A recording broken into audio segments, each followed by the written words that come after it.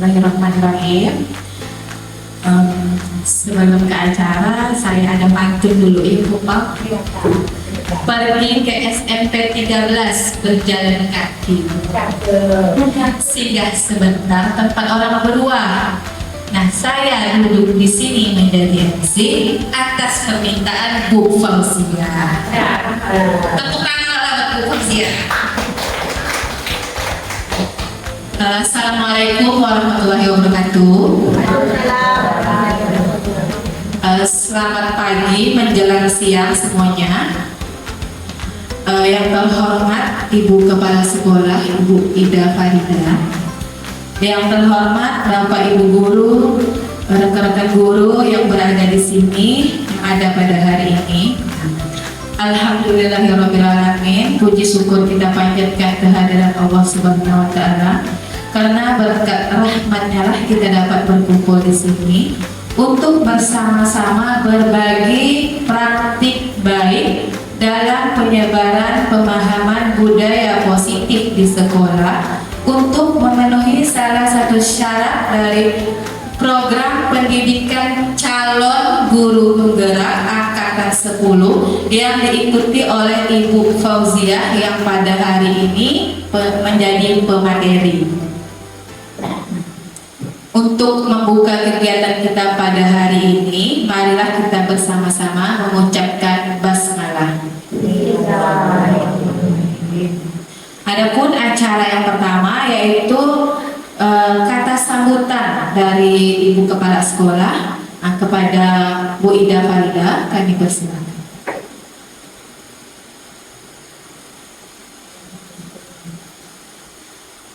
Bismillahirrahmanirrahim.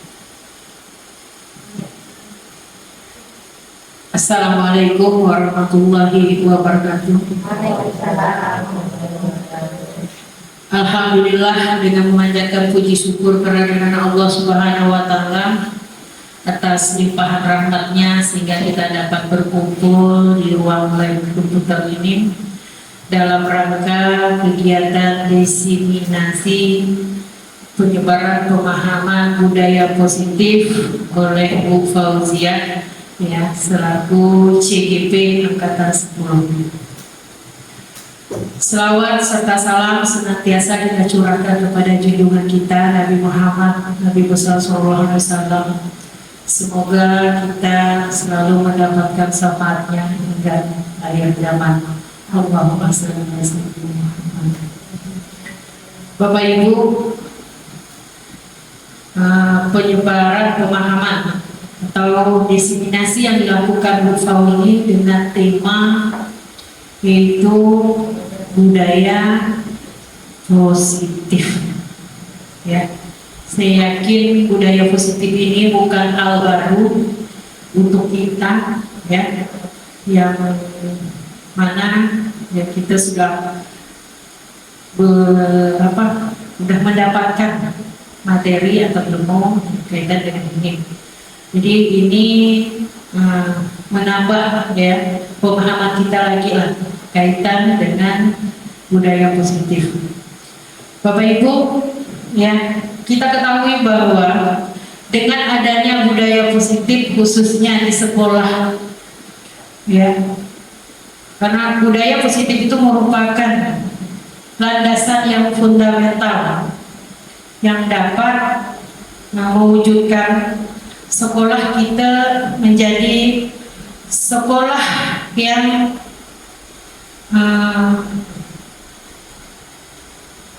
itu ya, sekolah yang kondusif, sekolah yang aman, ya, tenang, tentram.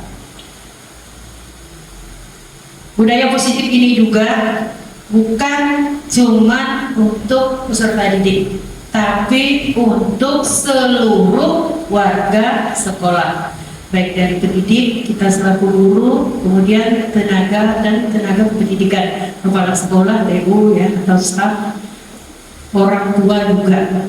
Jadi bukan cuma untuk peserta didik, tapi untuk seluruh warga sekolah. Dengan adanya budaya positif, ya saya yakin Bapak Ibu ya, sekolah kita akan nyaman, aman, kondusif. Namun dalam pelaksanaannya ya tidaklah mudah. Oleh sebab itu Bapak Ibu, ya, harapan saya kegiatan ini benar-benar dapat kita ikuti dari awal hingga selesai. Ada hal-hal yang masih menjanggal bisa ditanyakan, ya, mudah-mudahan bisa terjawab oleh Fauzia. Kalau pun tidak, ya, karena kita sama-sama belajar, ya nanti kita cari apa sih solusinya, bagaimana menyelesaikannya, seperti itu. Ya, tapi yang paling penting Bapak Ibu, yes, menurut saya ya, dalam budaya positif ini yang paling terpenting, karena kita sebagai pendidik, ya, kita bisa menjadi teladan bagi anak didik kita.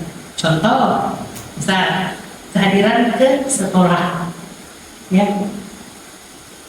Kalau ada anak ini disiplin positif, yang belum disiplinnya belum muncul atau baru muncul sedikit, oh Bapak Ibu jangan boleh datang terlambat, masa kami yang tidak boleh datang terlambat, nah, kan misalnya seperti itu, ya enggak Bapak Ibu. Kemudian seandainya lagi untuk di dalam kelas, Bapak Ibu meninggalkan dengan alasan ya mungkin ada pamit, mohon maaf untuk izin dulu ke kantor mungkin ya, nanti anak juga menganggap, oh ibunya malah sedikit tinggalkan kami, kasih catat, kasih tugas, misalnya seperti itu Bapak Ibu ya. Jadi harapan saya benar-benar kita bisa memahami dan bisa menerapkan. Yang terlebih lagi kita ya bisa menjadi teladan untuk anak didik kita. Jadi kita sama-sama Bapak Ibu ya. Mungkin itu aja yang dapat saya sampaikan pada kesempatan kali ini. Ya semoga kita hari ini kegiatan diseminasi penyebaran pemahaman kaitan dengan budaya positif dapat menambah wawasan kita lebih luas lagi. Mungkin ini dapat saya sampaikan. Saya mohon maaf atas salah hilafnya. Saya akhiri. Wabillahi taufiq wal hidayah. Wassalamualaikum warahmatullahi wabarakatuh. Waalaikumsalam warahmatullahi wabarakatuh. Terima kasih kepada Ibu Kepala Sekolah atas sambutan yang telah diberikan. Selanjutnya yaitu acara inti, yaitu pemaparan materi oleh Ibu Fauzia. Kepada Ibu kami persilakan.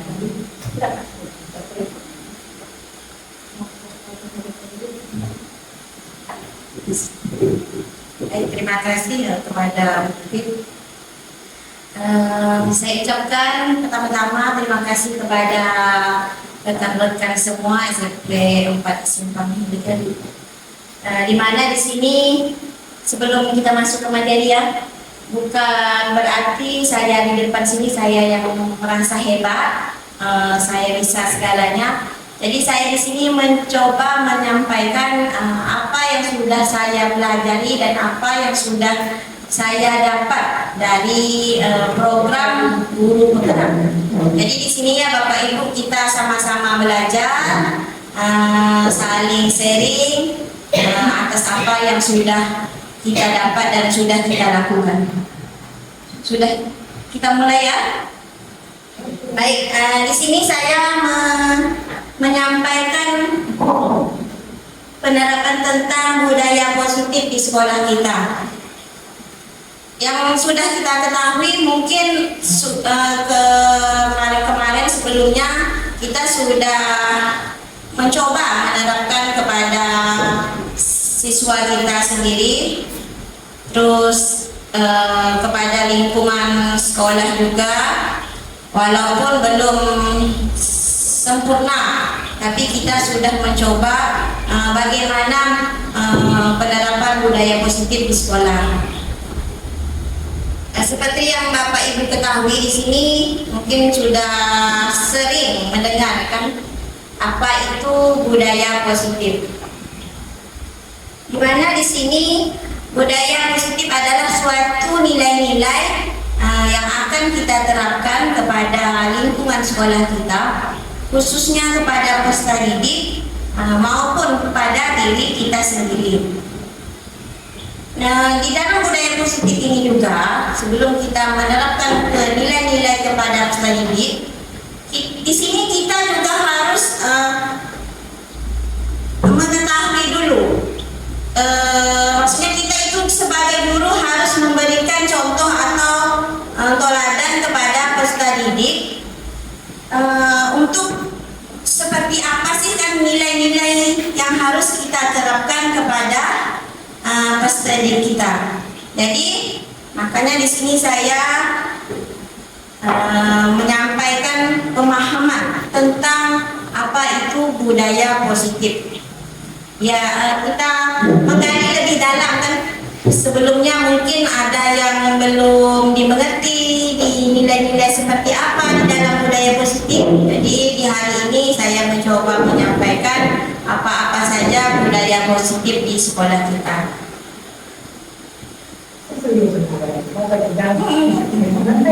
Baik, di sini seperti yang ada di depan,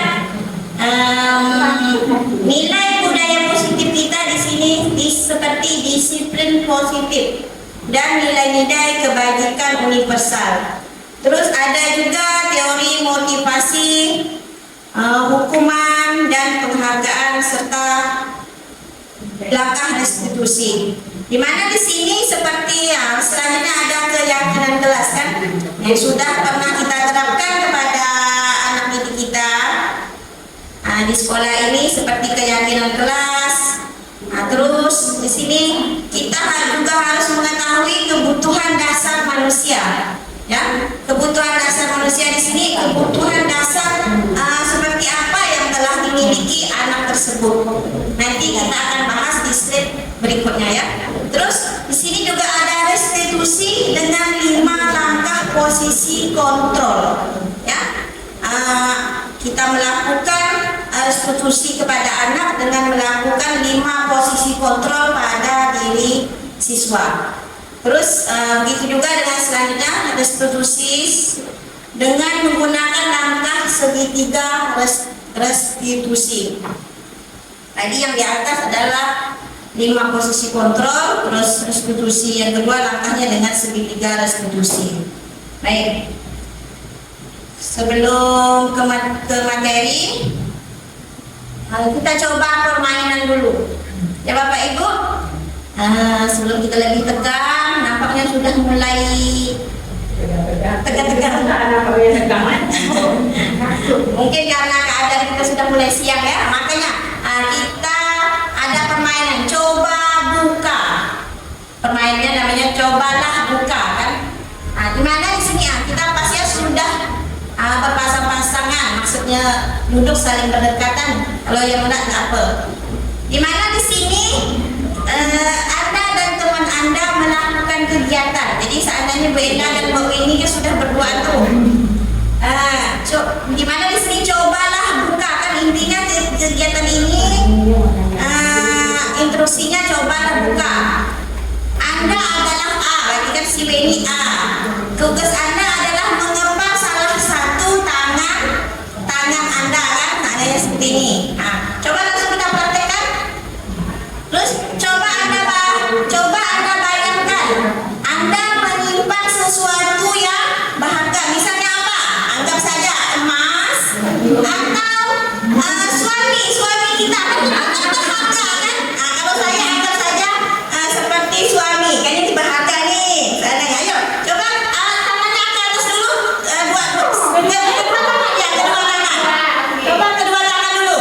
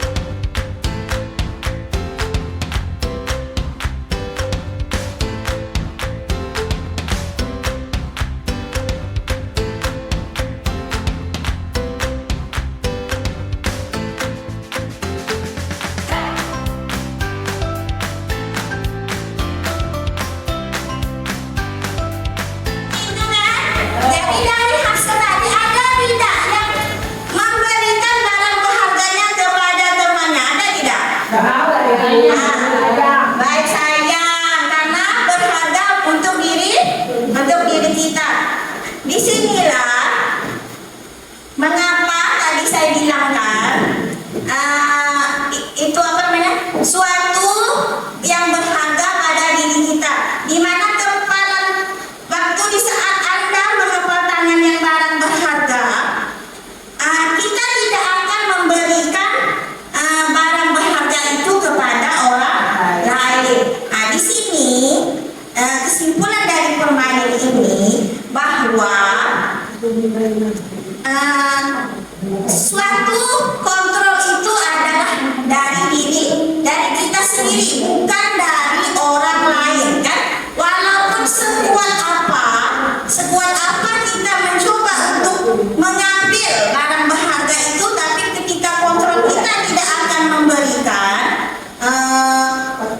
dia tidak akan bisa mengambil barang berharga itu. Begitu juga dengan kita, apa yang akan kita mau sesuai dengan kontrol pada diri kita, mau atau tidak, itu kan tergantung kepada kemauan kita sendiri. Masa seandainya kita ada punya emas atau punya suami yang berharga kan gitu, tiba-tiba ada si AN, suamimu minta dipuja karena lebih baik kan gitu, jadi kita kan merasa rugi kan. Berarti kita kontrol pada diri kita terlalu lemah sehingga melepaskan barang berharga untuk orang lain kan gitu. Yang sebenarnya yang barang berharga itu sangatlah berarti untuk diri kita sendiri. Jadi seperti itu ya kesimpulan dari pengontrolan pada diri kita. Jadi sesuatu yang akan kita lakukan sesuai kemauan kita. Jadi buruk jahatnya bisa atau tidaknya itu sesuai dengan kemauan diri kita, itu tergantung kepada diri kita. Sampai di sini bisa dipahami? Oke, baik. Sekarang kita lanjut ya. Selanjutnya di sini sesuai apa yang telah saya pelajari, di sini ada filosofi pendidikan Ki Hajar Dewantara, di mana anak itu bukan tabula rasa. Di sini anak itu seperti kertas putih. Jadi makanya seperti yang kita ketahui di sekolah, anak itu tidak terlahir langsung plem, seandainya anak itu tidak ada prestasinya kan seperti itu. Jadi kita sebagai guru gimana cara untuk seperti ini kan, seperti kertas putih kan. Jadi gimana kita untuk mencapai suatu, kan di kertas ini kita untuk menggambar sebuah rumah kan seperti itu. Jadi ibaratnya anak itu kan rumah. Untuk kita menjadikan rumah itu, apa yang usaha yang akan kita lakukan kepada anak tersebut. Jika tukangnya bagus, otomatis rumahnya akan terlihat bagus dan rapi juga. Seperti itu juga kalau anak didik kita, gimana teladan kita mencerminkan kepada anaknya bagus, pengajarannya bagus, otomatis insya Allah anaknya juga akan bersikap baik. Jadi seperti itu ya, anak bukan tabung rasa. Terus di sini semua anak terlahir dengan bakatnya masing-masing. Jadi anak itu unik kan, makanya setiap lahir dia tidak ada langsung anak ini tidak pintar, anak ini emang suka jahil gitu, bukan itu. Dia sudah ada bakatnya masing-masing, tergantung pola asuh lingkungan dan juga pendidikan di sekolah kita ya. Terus pembelajaran penguatan budi pekerti, ada juga tugas guru menuntun bakat tersebut agar anak tumbuh dengan selamat dan bahagia. Jadi kata tugas menuntun tadi, seperti yang saya jelaskan sebelumnya, kita itu sebagai guru harus menuntun, di mana harus membimbing anak kan, supaya suatu karakter atau kebiasaannya lebih baik, bukan kita langsung menghakimi anak itu seperti itu. Terus anak memiliki kodrat alam dan kodrat zamannya sendiri. Terus pembelajaran yang berpihak pada Ini filosofi pendidikan ya Bapak Ibu menurut Ki Hajar Dewantara. Sebenarnya sebelumnya kita dengan secara tidak langsung sudah pernah kita terapkan, cuma kita tidak mengetahui saja oh ternyata seperti ini itu adalah filosofi pendidikan Ki Hajar Dewantara. Saya pun lebih mendalam berkat program guru penggerak. Terus di sini guru memiliki karakter seperti semboyan pendidikan Ingaso Sungtolodo atau memberi teladan, di mana Ing Madyo Mangunkarso selalu membangkitkan semangat anak itu. Terus Tuturi Handayani selalu mendampingi atau menurut murid dari belakang.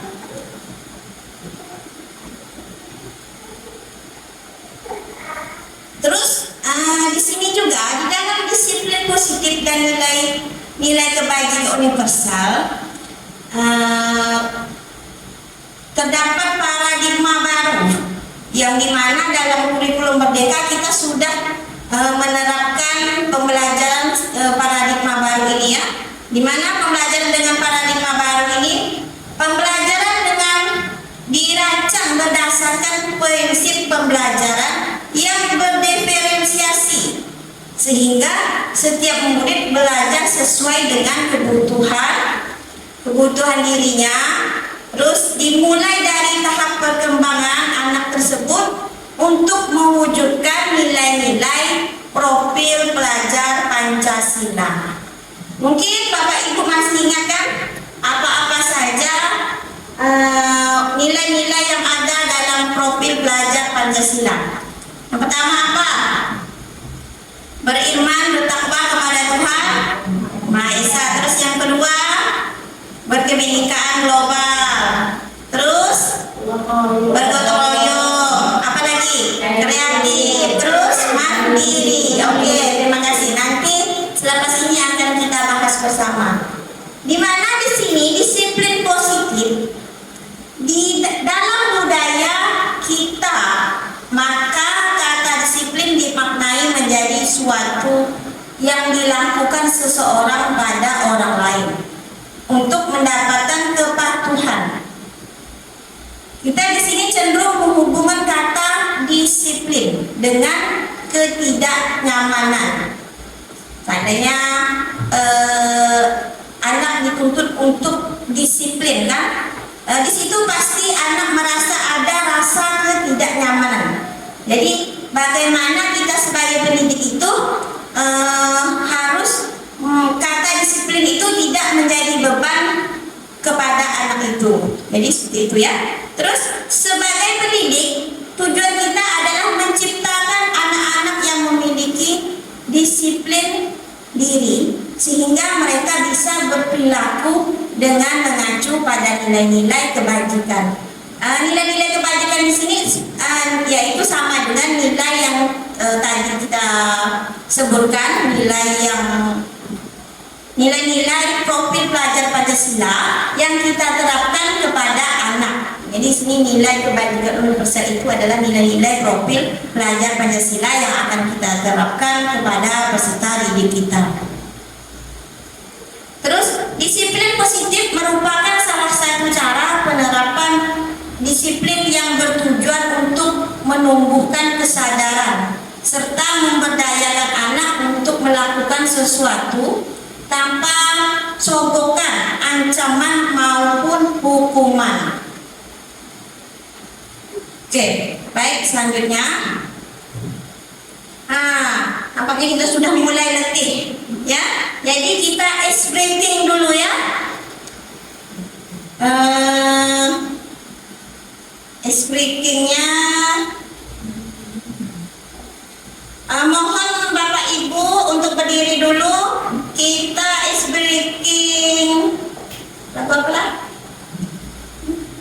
Dan zam pelan-pelan. Bagi saya kurang apa juga, cuma ada di sini ada videonya ya.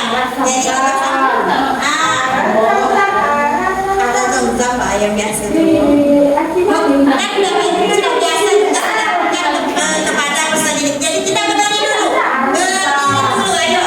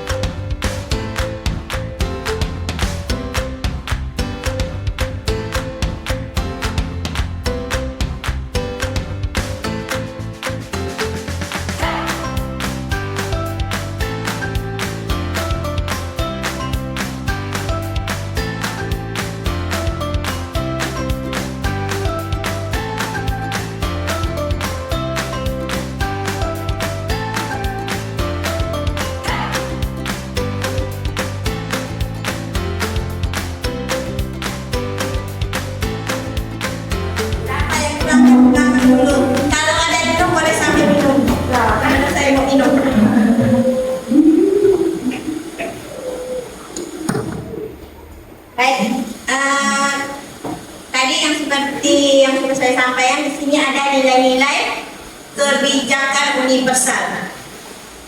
Yang pertama, bertakwa kepada Tuhan Yang Maha Esa, di mana di sini sekolah kita sudah menerapkan anak yang mencerminkan beriman dan bertakwa kepada Tuhan Yang Maha Esa. Seperti kita melakukan yasinan bersama setiap hari Jumat, terus setiap harinya sholat zuhur bersama siswa dan para guru, seperti itu. Terus anak juga sudah berkebinekaan global. Terus di mana sini juga ada bergotong royong, kreatif, bernalar kritis dan mandiri. Di mana di sini juga kebetulan kita sudah melaksanakan proyek. Jadi di situ kita bisa mengetahui karakter anak seperti apa dan sudah sesuai dengan bakat dan minat yang dimilikinya. Terus lanjutnya, sini ada teori motivasi, hukum penghargaan dan restitusi.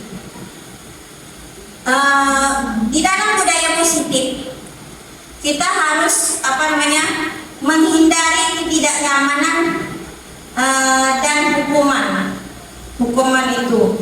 Terus di mana murid melakukan disiplin diri karena dirinya takut dihukum. Seperti kan seandainya siswa melakukan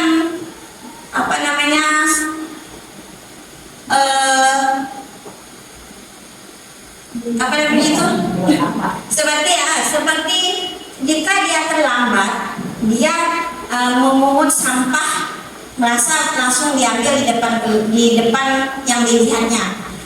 Ketika ketahuan kita seandainya ini posisi dihukum, bisa jadi anak itu ketakutan gitu kan, lebih berat lagi dari yang seperti memungut sampah atau disuruh push up atau berlari di keliling. Kan seperti itu di dalam budaya positif tidak dibolehkan, setidaknya walaupun belum sempurna, setidaknya kita sudah mengurangi kata hukuman kepada anak.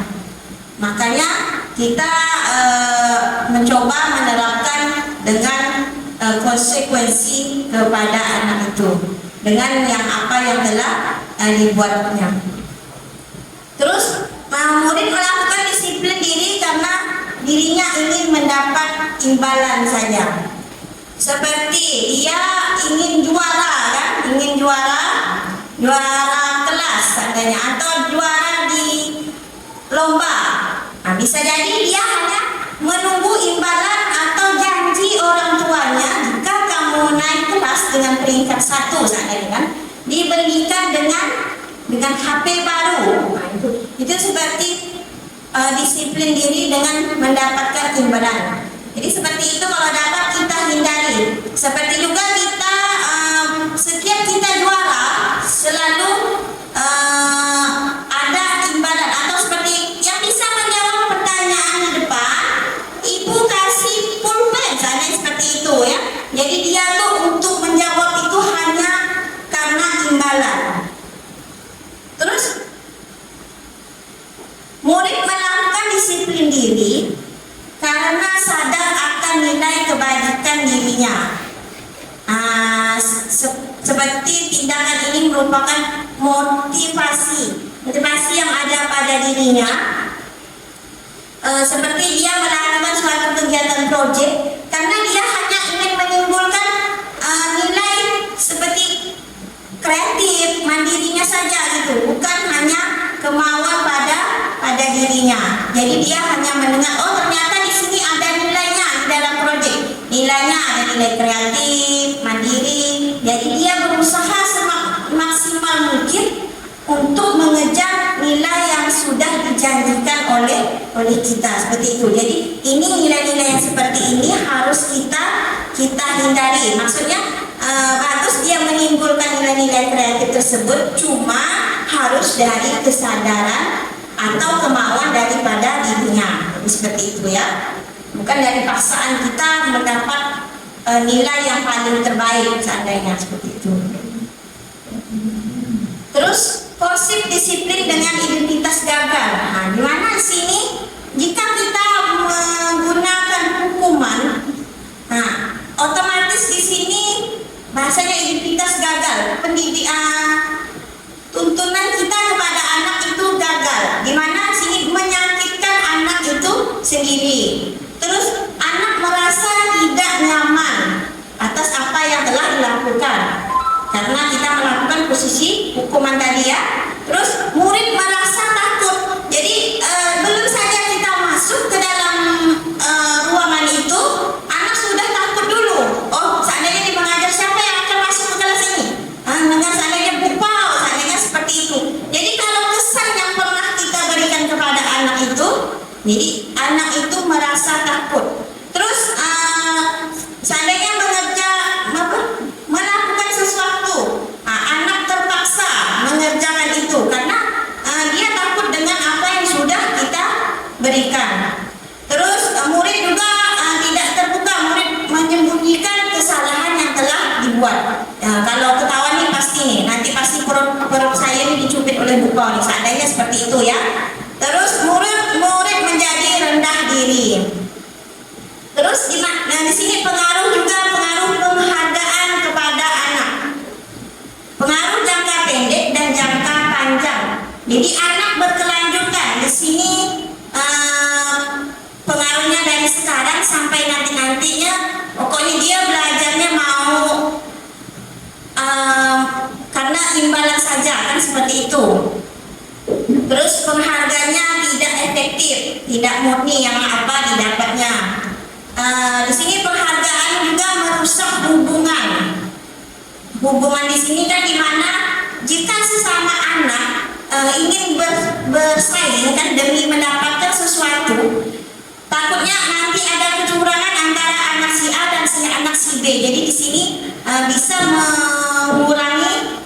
bisa merusak hubungan antara anak dan si B.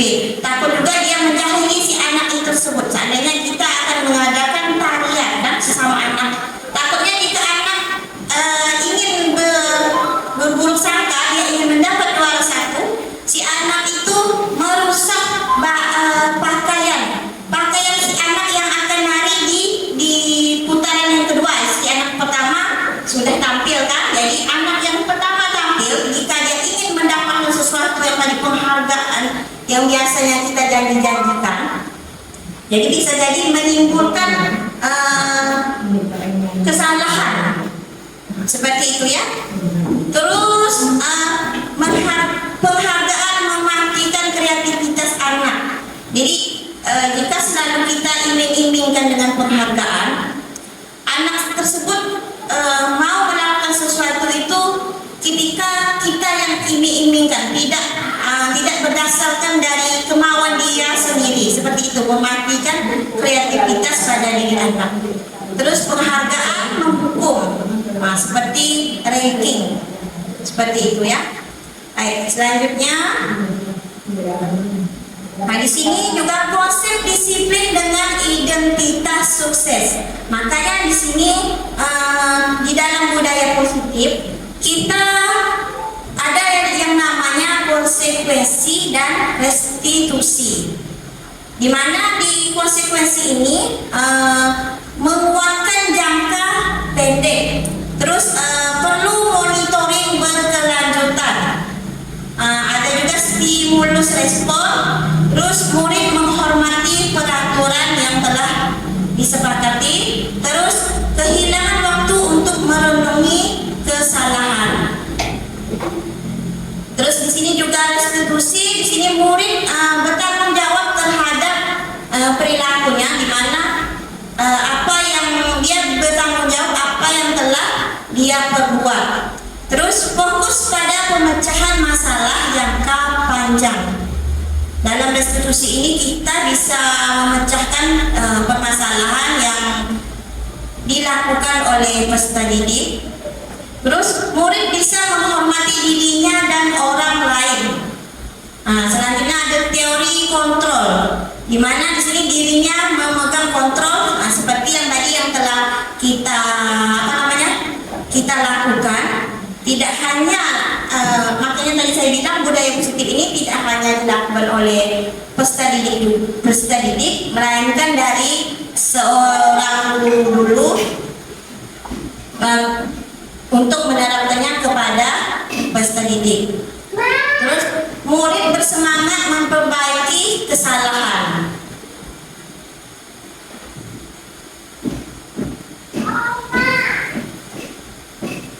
Nah, di sini ada perbedaan hukuman, konsekuensi dan restitusi. Yang pertama kita lihat ada hukuman, di mana di sini guru menghukum murid yang terlambat dengan hukuman memungut sampah di halaman sekolah selama 10 menit. Terus hukum yang kedua, guru marah dan murid menjadi takut. Terus konsekuensinya, guru memberi konsekuensi kepada murid yang terlambat untuk melakukan kegiatan pemanasan sendiri dengan menambah jumlah waktu pemanasan 2 kali lipat. Seperti kita olahraga ya, pemanasan dulu sebelum kita adanya senam kan gitu. Jadi kita pemanasannya yang semula sekali, jadi kita bisa pemanasannya 2 kali ditambah dengan konsekuensi yang sudah kita sepakati bersama. Terus guru tegas dan murid menghormati peraturan yang telah kita buat. Terus selanjutnya di sini juga ada restitusi. Guru menanyakan keyakinan kelas atau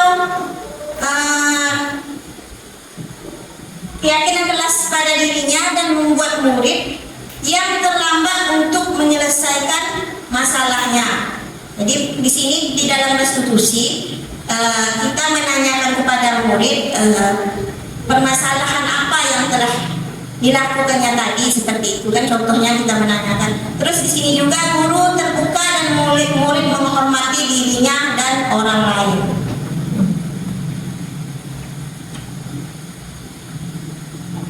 Nah, sampai kepada keyakinan kelas yang sudah kita lakukan di dalam kelas sehari-hari, di mana keyakinan kelas ini adalah suatu kesepakatan kelas atau suatu peraturan yang dibuat antara siswa dan guru berdasarkan kesepakatan bersama. Kalau suatu peraturan, hanya peraturan kan, biasanya dulu kita membuat peraturan itu kita bersama guru saja kan, seperti itu. Tapi di dalam budaya positif ini kita sudah menerapkan membuat suatu peraturan atau kesepakatan itu kita sepakati secara bersama-sama antara guru, siswa dan semua yang ada di satuan pendidik ini. Jadi seperti itu ya Bapak Ibu. Terus bagaimana cara pembentukan keyakinan kelas? Nah, di sini keyakinan kelas bersifat abstrak daripada peraturan yang lebih rinci dan konkret. Terus keyakinan kelas berupa pertanyaan-pertanyaan universal. Terus pertanyaan keyakinan kelas senantiasa dibuat dalam bentuk positif, jadi bahasa yang baik. Terus keyakinan kelas hendaknya tidak terlalu banyak sehingga anak tersebut mudah mengingatnya apa yang telah kita sepakati. Terus kita di sini juga bersedia meninjau kembali keyakinan kelas yang telah kita buat sekarang, sejauh mana perjalanan keyakinan kelas yang telah kita lakukan dan yang sudah diterapkan anak untuk lingkungan belajarnya. Jika ada kejanggalan atau kurang efektif, bisa kita memperbaharuinya. Seperti itu ya Bapak Ibu.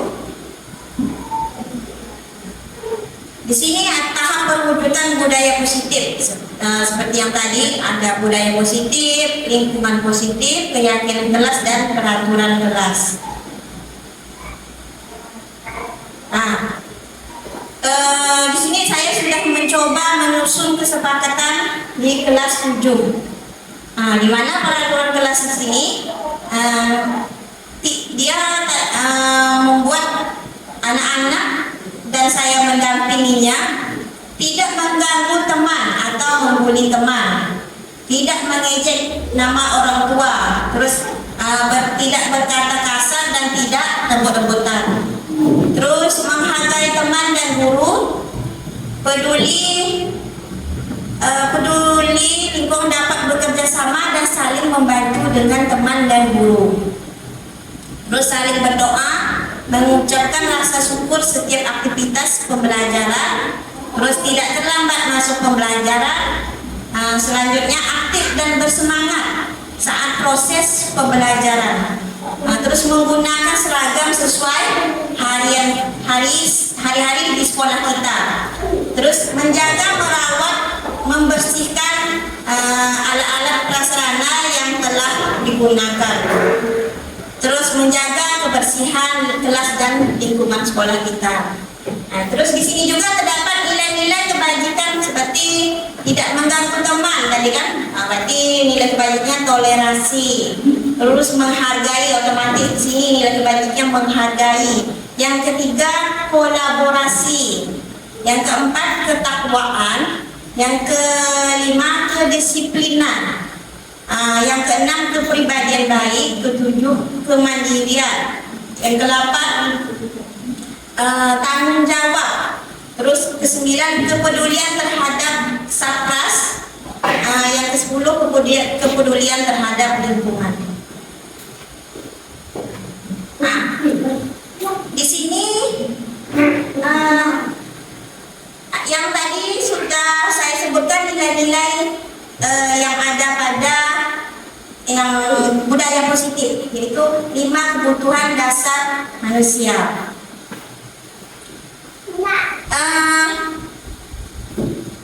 Di mana di sini ada penguasaan ya, di mana anak itu harus memiliki nilai penguasaan untuk memenuhi apa yang akan dia lakukan dalam materi tersebut. Seandainya kita dalam menjelaskan dia langsung saya bu yang akan menjawab seperti itu, berarti dia sudah memenuhi nilai penguasaan. Terus kasih sayang dan rasa diterima. Di sini tidak juga untuk anak kan seperti itu. Kalau anak kurang kasih sayang, otomatis dia tidak memiliki kebutuhan dasar pada dirinya. Seperti kita sadari rasakan, jika kurang kasih sayang dan cinta, seperti apa hidup kita? Wanita hampa kan? Begitu juga dengan anak. Begitu juga dengan anak didik kita kan gitu. Jika anak itu kurang kasih sayang, otomatis di dalam pembelajaran pun anak tidak bersemangat. Begitu juga dengan kita. Jadi sama-sama siswa dan guru juga harus terpenuhi kebutuhan dasar pada diri kita. Terus yang selanjutnya ada kesenangan.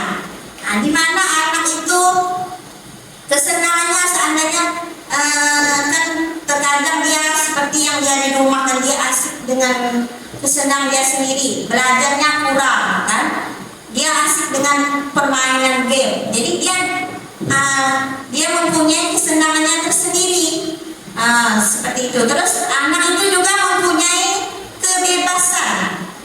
Jadi di mana di sini anak itu harus mempunyai kebutuhan dasar untuk dia bertahan hidup. Jika lima kebutuhan dasar ini dimiliki untuk kepada anak, insya Allah anak akan bersikap baik, seperti itu ya. Baik, selanjutnya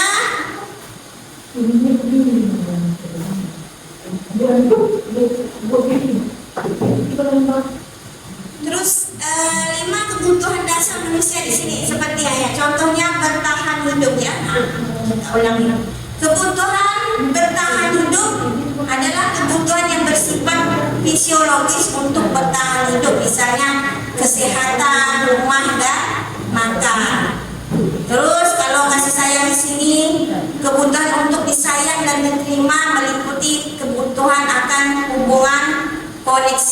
sosial, kebutuhan untuk memberi dan menerima kasih sayang yang diperlukan anak itu tersendiri maupun di lingkungan keluarganya.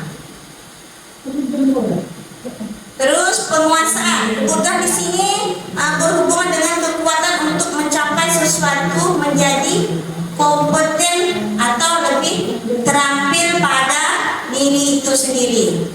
Nah, seperti di sini juga kebebasan, kebutuhan untuk beban adalah kebutuhan akan kemandirian dirinya, ya, yang dimiliki pada siswa itu. Terus kesenangan, kebutuhan akan kesenangan ini adalah kebutuhan untuk bermain dan tertawa pada diri anak itu. Seperti itu 5 kebutuhan dasar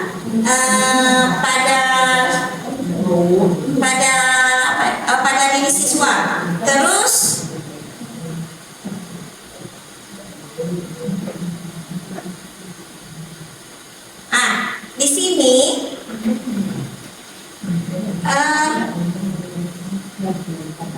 di sini ada posisi kontrol yang dimiliki oleh kita. Jadi sebagai guru, ya, yang sudah kita terapkan kepada peserta didik, yaitu yang pertama itu penghukum. Di mana di sini kita lanjut saja di sini. Di sini ada contoh murid yang terlambat saat masuk jam pelajaran. Jadi posisi kontrol di sini yang kita miliki, yang sudah kita lakukan kepada siswa, kira-kira kita selama ini sudah menerapkan posisi kontrol yang mana? Jadi ini ada contoh, ya, contoh posisi murid yang terlambat saat masuk jam pelajaran. Seperti penghukum, posisi kontrol penghukum. Contohnya di sini kita menggunakan kata-kata kamu harus mematuhi peraturan sekolah. Sekarang kamu dihukum membersihkan halaman sekolah dengan nada yang tinggi. Berarti seperti itu seandainya anak terlambat nih masuk gerbang itu, ketemu kita di depan, langsung kita kan, kamu ini tidak mengikuti peraturan yang sudah berjalan, kan seperti itu kan? Kamu dihukum membersihkan lingkungan sekolah, mungut sampah sampai selesai, kan seperti itu. Berarti itu posisi kita di posisi penghukum. Terus membuat rasa bersalah.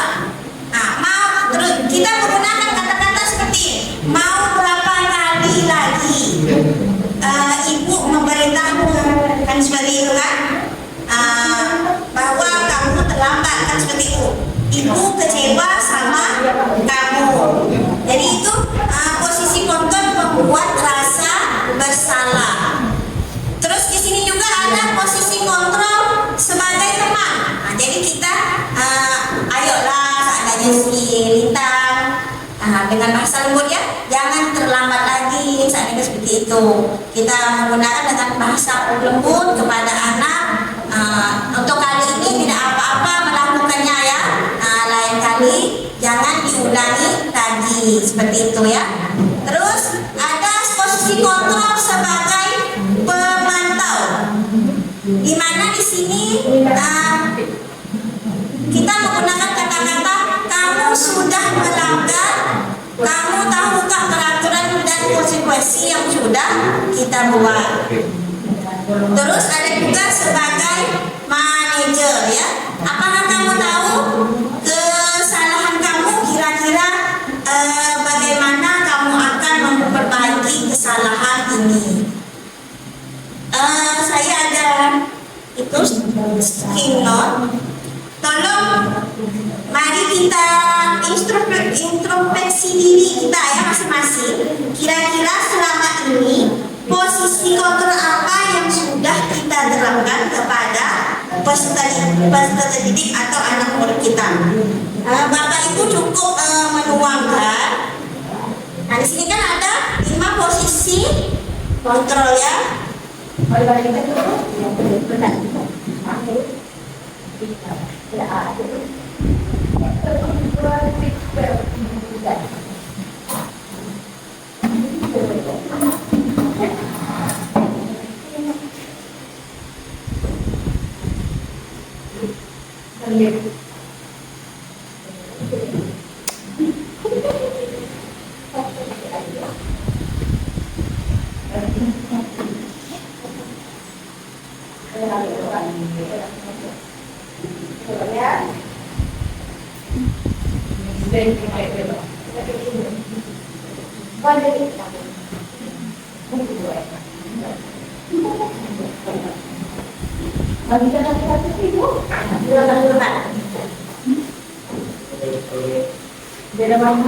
Tidak ada.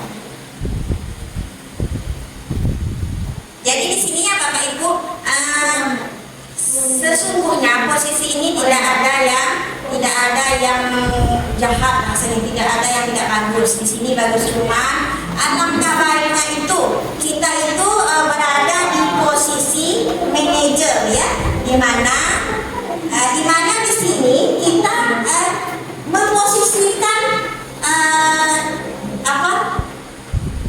diri kita itu di mana tidak menjadi beban bagi si anak itu ya.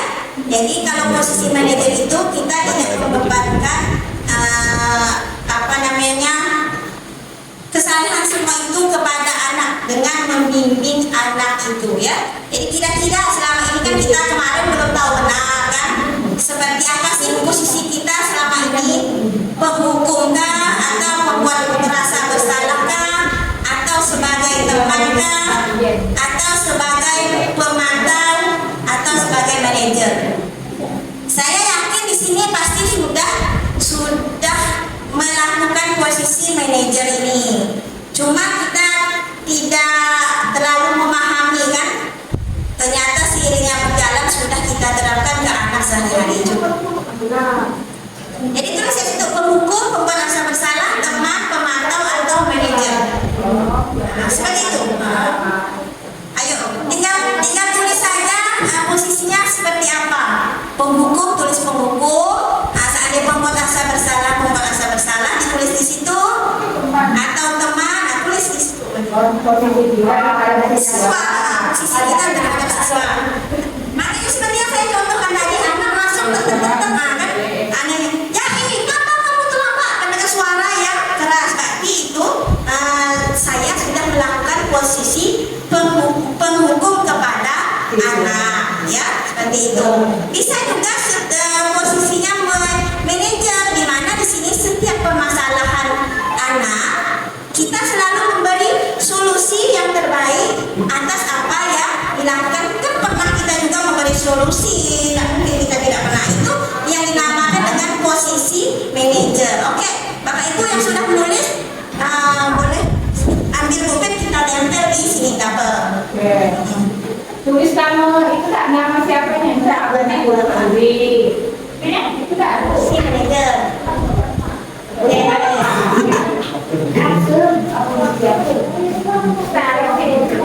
Cina tu nak jadi itu sana deh. saya kita belajar. Jadi bukan kebanggaan Bisa. Nanti hadiahnya dapat meminjam uang di bank. Kata anu tu cairkan dengan di bank. Di bank. Nanti pulang ini kita kasih formulir. Yen deh. Tadi tinggal kembali ni. Tahu tinggal tadi di bank. Yen.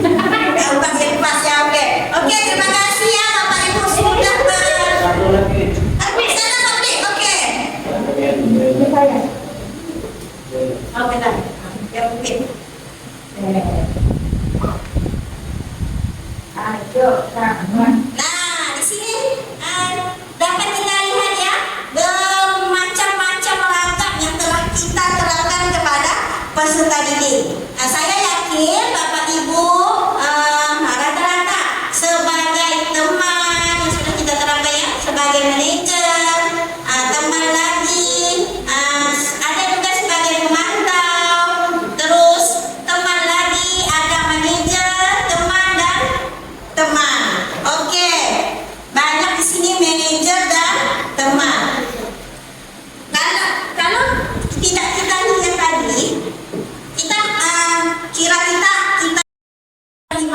kontrol ini kita mencoba memperbaiki apa yang telah kita buat kepada peserta didik kita. Setidaknya kita memperbaiki apa yang kesalahan, seandainya bukan kesalahan ya, karena kita tidak tahu kekeliruan. Dengan budaya positif ini kita bisa memperbaiki penerapan kita kepada peserta didik. Baiklah, ini ya contoh penerapan 5 posisi kontrol. Oke, selanjutnya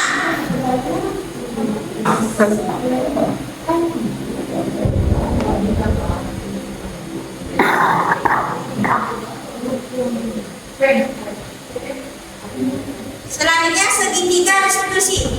Mungkin saya harus sekali di sini ada gambar segitiga restitusi. Mungkin kita sudah pernah melihat gambar segitiga restitusi ya, tapi cuma kita bingung saja apa sih restitusi itu, kan seperti itu.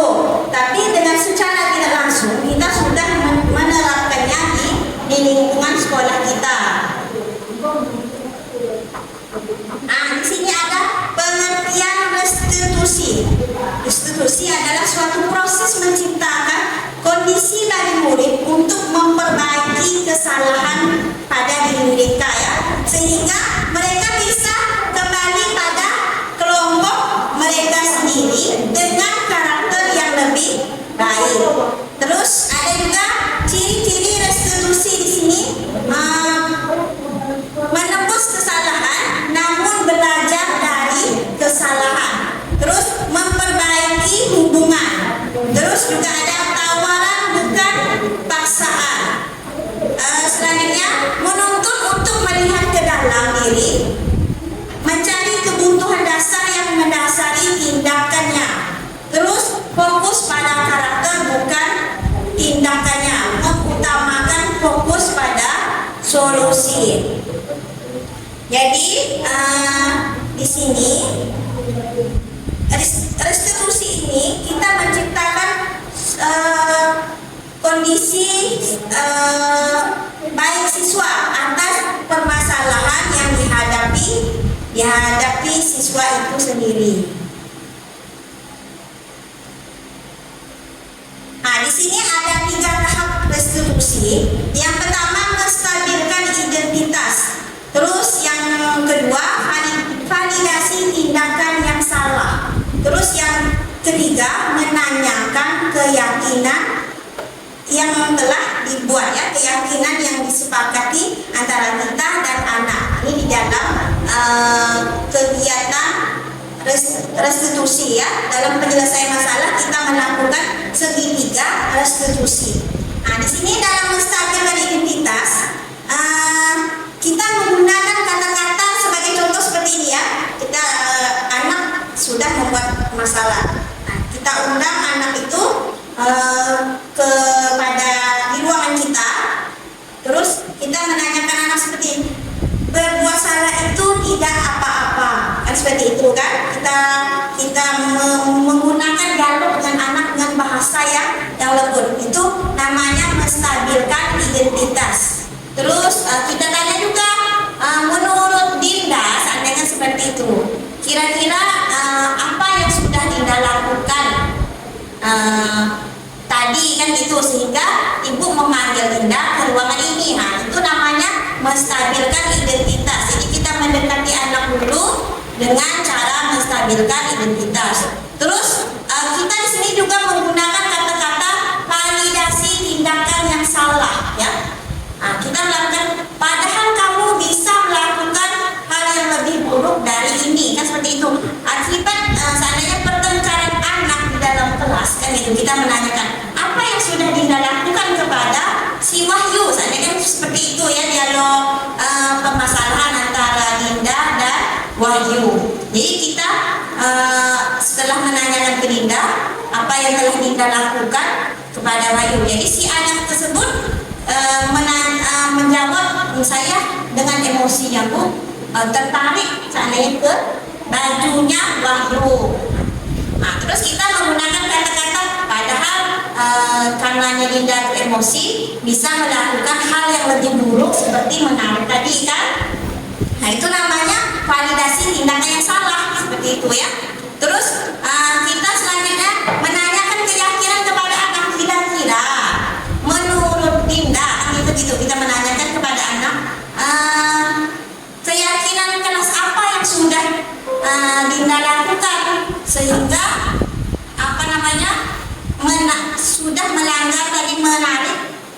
bajunya si teman itu.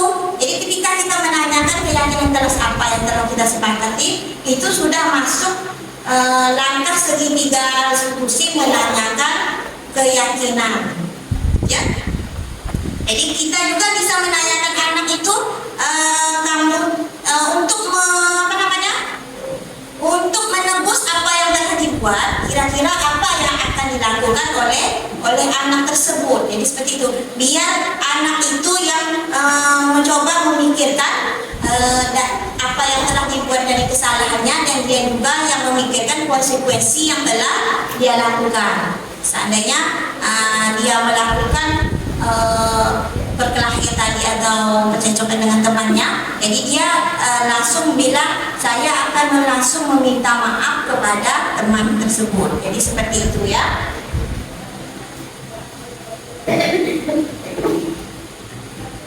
Mungkin hanya itu saja penyampaian dari saya.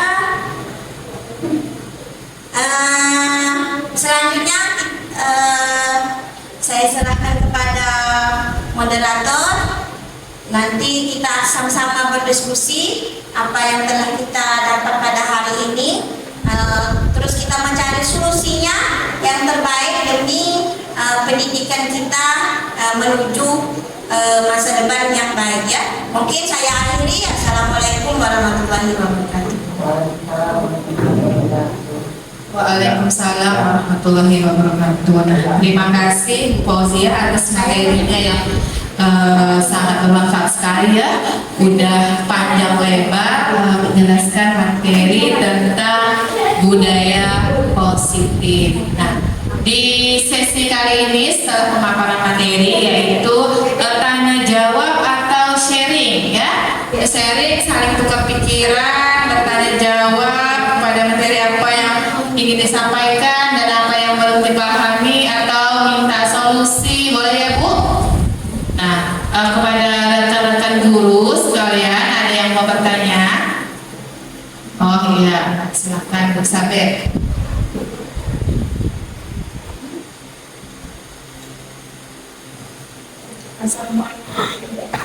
Assalamualaikum warahmatullahi wabarakatuh. Waalaikumsalam warahmatullahi wabarakatuh.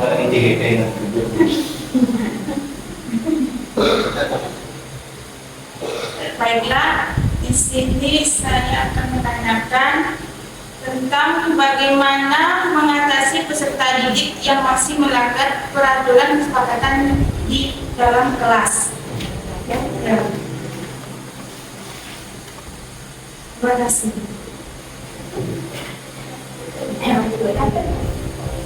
Bagaimana mengatasi semua didik Yang masih melanggar peraturan kesepakatan. Berarti bagaimana menyikapi peserta didik, atau kita lanjut lah ya dari peserta didik yang tadi melanggar kesepakatan kelas yang telah dibuat bersama-sama. Oke, langsung kita jawab saja dulu ya. Nanti jika ada pertanyaan selanjutnya, saya akan mencoba menjawab lagi. Jika tidak terjawab, nanti kita jawab bersama-sama. Oke, tadi yang ditanyakan Bu Sabet, bagaimana mengatasi siswa yang masih melanggar kesepakatan kelas gitu ya, yang telah dibuatnya. Padahal itu kesepakatannya telah dibuatnya ya. Makanya di sini kita ada namanya yang tadi yang sudah saya bahas, itu konsekuensi kan. Ketika kita membuat kesepakatan di kelas, kita juga sudah menyiapkan konsekuensi seperti apa yang sesuai dengan kesepakatan yang telah kita buat. Terus di mana di sini kan kesepakatan dan konsekuensinya kita susun secara bersama-sama. Dengan begitu, siswa dapat mengurangi pelanggaran terhadap kesepakatan yang dibuat, sehingga timbulnya titik jenuh terhadap pembuatan suatu permasalahan pada dirinya. Begini maksudnya, ketika anak kesepakatan kelas, anak itu selalu membuat permasalahan karena tidak ada efeknya dari konsekuensi tersebut kan. Ketika kita sudah menerapkan kesepakatan itu dengan adanya konsekuensi ini, jadi setidaknya anak itu merasa mengurangi kan. Seandainya saya ingin melanggar kesepakatan ini, saya pasti akan melakukan konsekuensi yang telah kita terapkan, kita sepakati kemarin kan begitu. Jadi setidaknya dengan konsekuensi ini anak sudah mencoba mengurangi kesalahan yang akan dibuatnya sehari-hari. Nah, kalau dapat emang hilang segalanya, maksud tidak ada permasalahan di sekolah ini, tapi rasa saya bukan hanya di sekolah kita, di sekolah lain pun tidak terhindar dari namanya permasalahan pada anak. Tapi setidaknya dengan konsekuensi yang telah kita sepakati bersama antara guru dan anak, setidaknya anak itu sudah mengurangi kesalahan atau sudah mengurangi perbuatan yang salah pada dirinya. Mungkin seperti itu penjelasan dari saya. Mungkin kalau ada masukan dari lain boleh juga. Saya serahkan kepada Bu. Gimana? Bu Elizabeth? Ya. Gimana rekan-rekan guru yang lain? Masih ada yang ingin bertanya? Bu Ella? Mantap Ella ni. Iya, semangat Bu Ella. Dah berani nanya lah dia. Assalamualaikum warahmatullahi wabarakatuh. Yang ingin saya tanyakan gini Bu, bagaimana dengan murid yang sudah mendapatkan restitusi, nah dari temannya yang berbuat salah, tetapi secara diam-diam tidak memaafkan dengan tulus dan masih menyimpan dendam. Cuma itu saja Bu yang saya tanyakan dan saya ucapkan terima kasih. Jadi kadang di mulut memaafkan, di hati tidak memaafkan, gitu ya Bu ya? Oke. Oke, baik, saya coba menjawab ya. Mungkin di sini saya perjelas pertanyaan Bella, bagaimana dengan murid yang sudah mendapatkan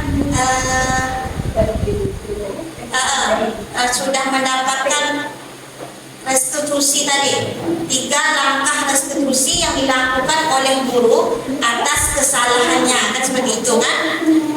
Walaupun di depan kita si anak tersebut sudah memaafkan dan sudah mau, macam seperti kasus Dinda tadi kan, sudah mau meminta maaf kepada temannya, tapi di dalam hatinya si Dinda masih dendam. Ya, masih belum puas, nah seperti itu. Jadi di sini sebagai guru kita bisa melakukan pendekatan yang tadi seperti saya jelaskan, 5 posisi kontrol, di mana kita bisa memposisikan diri kita sebagai manajer kan, di mana di sini kita mendekati anak itu, terus membimbing anak itu, terus bisa juga mengingatkan bahwa dari kejadian ini seandainya masih beransur-ansur, masih terus menerus, seandainya kan tidak terselesaikan kan, kita mencoba mendekati, kan kita sudah mendekati, seandainya sehari berikutnya akan ada gitu, guru masih mendengar, Bu ternyata si Dinda masih tidak mau memaafkan anak itu, dia masih dendam. Jadi di sini kita sebagai guru di posisi manajer mencoba menerapkan itu sebagai manajer kan. Di sini kita mendekati anak tersebut, terus kita bertanya kepada anak, seandainya gitu ya, kita tanya ada tidak dampaknya seandainya kamu masih tetap tidak bermaafan kepada anak tersebut, kan seperti itu. Sehingga anak itu timbulnya sendirian, dengan sendirinya memikirkan, oh ternyata kalau selalu tidak berteman, saya selalu menyimpan dendam, saya akan dijauhi kan begitu, dijauhi oleh temannya. Jadi kita di sini mendampingi, menanyakan kepada anak itu sendiri dampak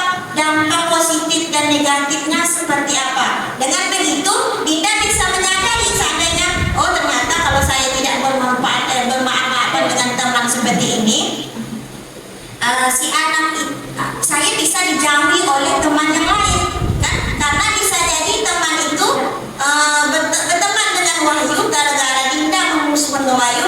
Teman-teman yang lain juga tidak menyukai dengan sikap Dinda yang seperti itu. Jadi kita coba mendekati Dinda pelan-pelan, terus kita menanyakan apa dampak dari seandainya Dinda tidak mau memaafkan temannya itu tersebut. Tetapi juga bisa juga dengan apa namanya, seandainya anak juga si Dinda itu masih tidak mau memaafkan si anak itu, coba kita lihat lagi kebelakangannya.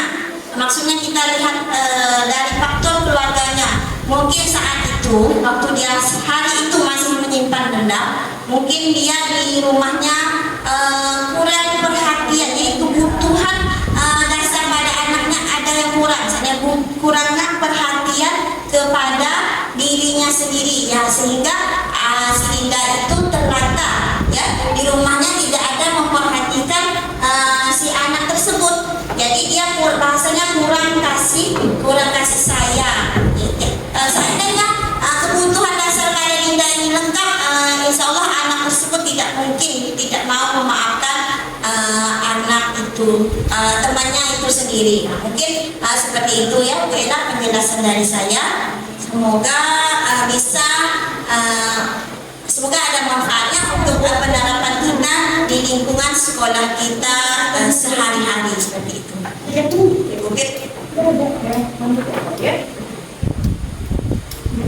Gimana Bu Era?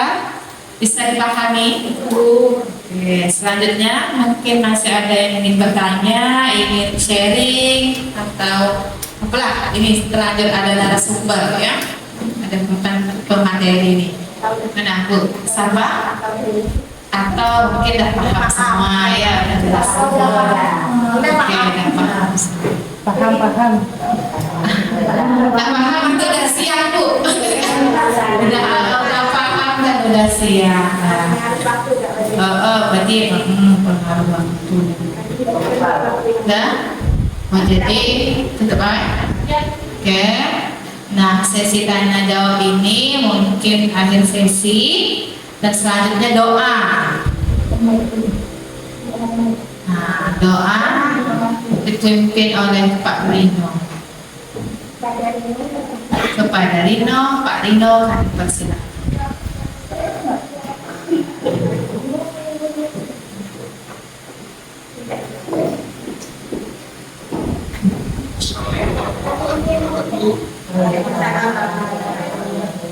Baiklah, sebelum akhiri kegiatan pada hari ini, lebih baiknya kita berdoa.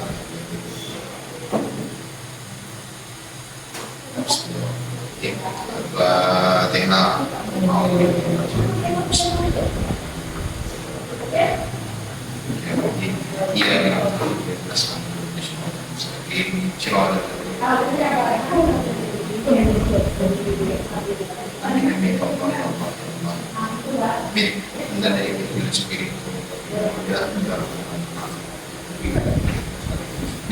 Allahumma shalli ala sayyidina Muhammad.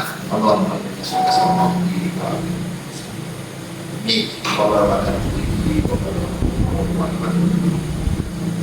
Allahumma amin alaina fi syakaratin wa nabiyatin Rabbana Rabbana atina fid dunya hasanah wa fil akhirati hasanah walhamdulillahi rabbil alamin. Allahumma salli wa sallim ala sayyidina Muhammad wa ala sayyidina Muhammad. Wassalamualaikum warahmatullahi wabarakatuh. Waalaikumsalam warahmatullahi wabarakatuh. Nah, dengan rangkaian doa tadi, maka berakhir pula kegiatan kita hari ini. Saya selaku pembawa acara, apabila ada salah kata, salah perbuatan, mohon maaf yang sebesar-besarnya. Akhir kata, wabillahi taufiq wal hidayah. Wassalamualaikum warahmatullahi wabarakatuh. Waalaikumsalam warahmatullahi wabarakatuh.